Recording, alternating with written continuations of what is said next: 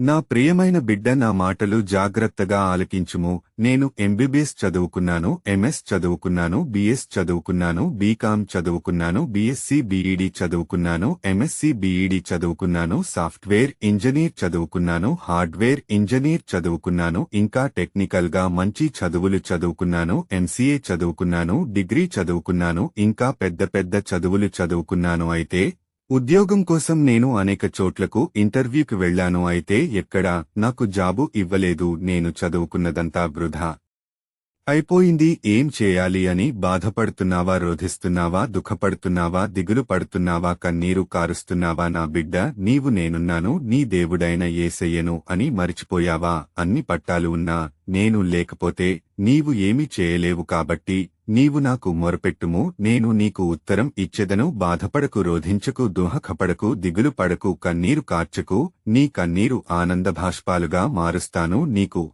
తొందరలో ఉద్యోగం నేనిస్తాను. విశ్వాసము ఉంచు, నమ్మకము ఉంచు, ధైర్యముగా ఉండుము. ప్రార్థన చేయడం మర్చిపోవద్దు. నేను నీ దేవుడైన ప్రభువును యేసయ్యను నీకు మాట ఇస్తున్నాను. ఆమెన్.